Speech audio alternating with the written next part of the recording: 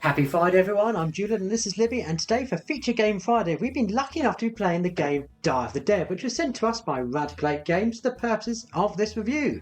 Thank you very much to Radical 8 Games. We've been enjoying playing this one, haven't we? Of course, Die of the Dead, we're playing on the Day of the Dead, and we play friendly spirits, hoping to guide our family members' spirits that are long past up the marigold steps back to the village to sort of commune with family on that day. And so basically the player who gets one of their die or one of their spirits to the top of the steps is the one who wins the game. Obviously, this game is, as the name would suggest, a dice game, and the way you play it is by choosing one of 4 caskets. On each of these caskets is an instruction. You have the ability to, on some of them, place dice in the caskets.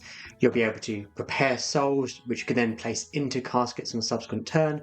Another action will allow you to remove opponent's dice, and a final action will actually allow you to ascend some of your souls to the marigold staircase. And as you perform these casket actions, many of them will instruct you to shake the caskets. You'll cover up the caskets, you'll be shaking them, and if a 1 is revealed, the caskets will all move along. The one at the far end will move back to the beginning and the contents will be exposed, thankfully just dice. So as it's going, it's not just a dice luck game. There's also a lot of memory involved. You have to memorise where you place your dice and how they are moving along the chain of caskets. And not just your dice. I mean, if you know that your opponent has quite a few dice in one of those coloured caskets, you kind of want to stop it getting to that end point where they could maybe ascend them before they get a chance to take that action. So you want to then do an action that might make it circle round quicker. And of course, you want to avoid them doing that on your turn when you might have perhaps more dice than them in the casket as it reaches that end point. And it's interesting because there's a lot of actions, a lot of special features and tokens and different things to sort of mitigate your luck in terms of what you're able to prepare, what's in the casket, what comes out of the casket, which caskets where, can you swap caskets around. Yes, it's a dice game, but it's not reliant just on that luck of the roll. There's a lot of other things that are manipulating where they are and what value there are. Even one of the special tokens allows you to change the value of one of your dice, so where your opponent might think that they've won that casket action and you can say, oh no, actually, did you see that 5? It's actually a 6. Don't know, must have misread it. And then obviously that will give you that special bonus from having perhaps won that casket action. So there is a lot more going on than just, I mean, it's a super fun element of shaking a casket and that fun noise that it gives you and revealing what's there and seeing what you're going to be able to do next. Now, obviously, with the more players you have, the more your best laid plans start getting affected. And it starts from being, I know where my dice are, I'm trying to keep track of them, but then as each turn people take their turn, you're begging them not to choose the first one, which will move the dice along, because you know my dice is currently at the end. I'm 2 turns away from being able to take those and try and ascend, and I've got a lot of dice in there. But if this next player shuffles the caskets along, my casket is no longer going to be where I can ascend the dice. It's going to be back to the beginning, and I'm going to have to wait more turns to get my pool of dice back to there. And unfortunately, I've used up all my tokens, so I can't even stop that from happening. I did that to you in our last game, and I think you must have had at least 6 dives in that casket at the end. And there was 2. We played the 2-player, so there was 2 dummy opponent die in there, none of mine at all. And to be honest, I completely lost track of what die were in which casket, and I went and moved it, and you I was not best pleased by that. And of course, the casket at position number 1 is always revealed. You can always see what's in there, so it gives you that opportunity to sort of try to track and remember what's going on. So I think that is actually a really clever part of the game. But it obviously revealed to me the damage that I just inflicted on you as that had come around. Because there's various tactics you can do when you play this game. We've been fortunate enough to play it with just 2 of us, with the extra a kind of ghost player, it's called, and actually a kind of dice manipulation game. It works really well at 2 with the kind of very simple Ultima rules. But obviously, it works much better at a bigger player count. Well, the Ultima can actually win the game if you're not careful. I mean, there was at one point during the game, it was definitely in the lead because it had so many dice in some of the ones and in the last casket and just ended up ascending each time, and you're kind of thinking, oh gosh, we must be playing badly. But there's so many different approaches you can take to it, because do you pool all your dice into one casket, which obviously makes it easier to remember where it is, but then you're running the risk of people moving that out of the scoring zone. Well, and I think what stops that action is casket number 3 is particularly good if you're wanting to sort of stop someone in their tracks. So you're shaking that casket and any matching numbers on the die values are removed from the casket. So the more die an opponent has in there, the worse that situation is going to be for them. And obviously it affects your die as well, and you can never take the last die from any player out of the casket at that point. So it's not super brutal because there's always going to be something left in there. But if you do stack like you had done with that casket where you had so many blues in it, then the opportunity for me to be able to shake that and you lose a lot. In fact, there was a turn there that you lost 3 dice from that action. It does mean you kind of have to think about trying to spread your resources and therefore have to remember more about where things are.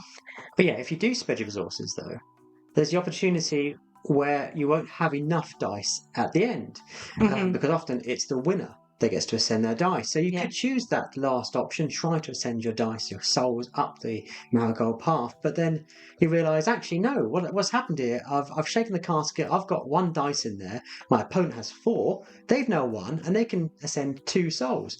Thankfully, the bottom action of that would allow you to ascend your soul anyway, but then really you've just helped the opponents get closer to victory rather than doing so yourself. Yeah, I had a few actions on a couple of the games where I had done that and essentially won the action. So I potentially could have ascended 3 die up the marigold steps, but didn't have that many in there. So I was only able to place the 1. The second one from having 1 was a wasted die, couldn't go anywhere, and then I wasn't able to use the bonus action to ascend again because again there was no more dice left in there, so I had to choose a different bonus, which is good that there is a different bonus to take for that, but you're not maximizing the use of your turn when that sort of thing happens. So being able to manage that, and especially after if the action from casket 3 is taking a load of dice out, then that can happen and you kind of think, oh, I wish I'd been able to get a few more in there. Now, alongside the tokens that Livy's already mentioned,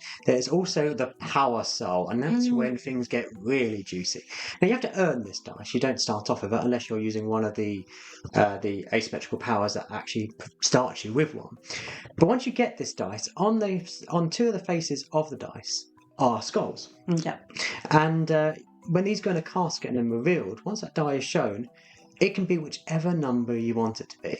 So sometimes you're going to want that to be a 1, because that means you can move the caskets along. Other times you're going to want that to be a 6, so you win a casket. Or more cunningly, sometimes if you have 2 power souls in there, you can choose one to be a 6 and one to be a 5. Because in the case of the third casket, the battle casket, it's whoever's winning. So if someone has rolled a 6 and someone else has rolled a 6, you then set down to who's got the most 5s. And that power soul is when it gets really tactical, and that's where the opportunities and the kind of complexity of the game really present themselves. And of course, back to casket 3 again, you don't want to have matching numbers, so being able to manipulate that in order to take away the least amount of dice from that casket on your turn is great. So, Die of the Dead, it's a fun, competitive game that we've thoroughly enjoyed playing. Quite quick to play. It says 40 minutes in the box, but I think we can probably get a well-played game in sort of less than half an hour. And I like that in the base game it has the option to play just as just a colour or you have those asymmetrical powers, which just give you that teeny tiny bit. Doesn't really affect it that much, but just gives you that little leg up that sends you in a slightly different direction from your opponent. So there is sort of a step up in the box, but there are more step ups available. Yeah, so once you've mastered the base game, which won't take you too long, and it's great to kind of teach, very simple to teach. Yeah. People seem quite daunted to start off with, trying to work out, well, do these dice actually mean what numbers are on them, or can I ascend a 1 now? Once they've taken one turn, it immediately clicks. Yeah. But there's more fun to be had at Dia de Dead There is. because you have a number of expansions that have recently been on Kickstarter and now a general release. The first of which is a Zolo expansion. That dog meeple. I mean, we haven't even mentioned the artwork in this game, which is superb. Yeah, but this dog meeple is one of my favourite meeples ever. I mean, he's got that whole Day of the Dead aesthetic to him, and we actually have a very similar figure that we brought home from Mexico.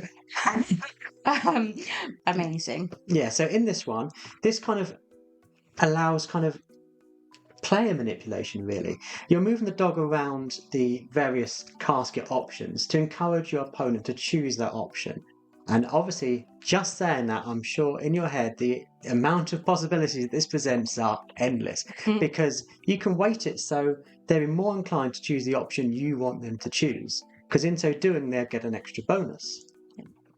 And alternatively, you can lure them away, and this is when the bluffing comes in, because then you can place it on ones you don't want them to choose, but then they're thinking, well, why have you placed it on that one?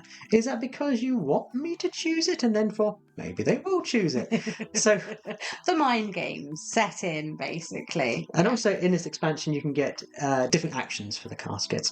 So it's kind of a twofold layer of complexity that this one adds. You don't often get the tokens in general play unless you're deliberately getting them, although you can get them from the marigold steps. Yeah. But this, you have the token dice, which you can then chuck into the caskets. It won't help towards you winning the caskets or moving the caskets because there's no numbers on that die.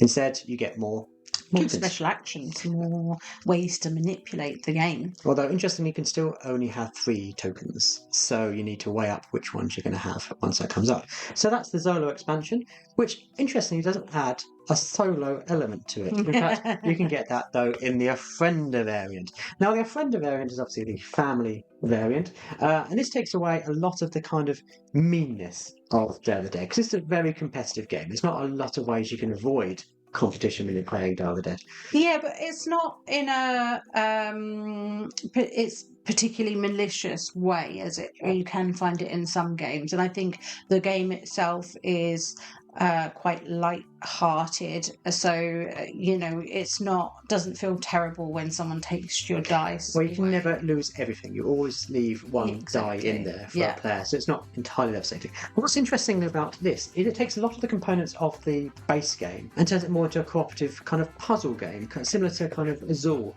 which you can play together, and you're building up basically a feast for the Day of the Dead. And yeah, it's interesting how it uses the components from the main game, but twists them, and it feels like an entirely different game that you're playing with a family. So obviously you need the base game to play this, but it is a very different game. In fact, it has an entirely different rule set, just with the same components. So that's a really interesting approach to having it. All of these games, as Libby said, look fantastic on the table. Really gorgeous. It's got such an amazing table presence. Although the marigold steps are a bit of a pain to build when you first open the box. Once they're built, they store in the box. I found it fine. Somebody gave me the steps not even halfway through. 2 steps down, someone said, "This is more your bag." Yeah. And I found them really quite easy, and as you said, once you've built the steps, the main step element stays together, fits in the box wonderfully, and then you just attach the back edge that makes it stand up from that point. Yeah, once the steps are built, it's very quick to table this. But yeah, it looks fantastic. The caskets look great on the table, and it's such a unique kind of mechanism. We've seen kind of shaking dice games in the past, those liar's dice style games. Yeah. But this is kind of very different to that. It adds so much more to it, and that manipulation that you have in there, and the goals that you're trying to aim for, a lot more than a sort of a shaky dice game.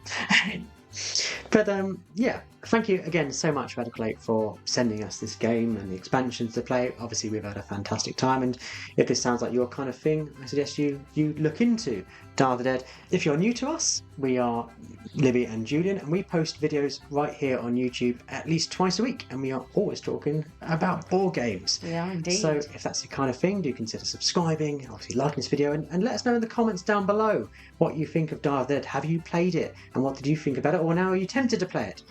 And similarly, if you enjoy this game, what other ones do you recommend that are similar to it? Yeah, we'd love to hear from you. We always love to grow our wish lists. Well, that's it from us. We'll see you next time. Thanks for watching.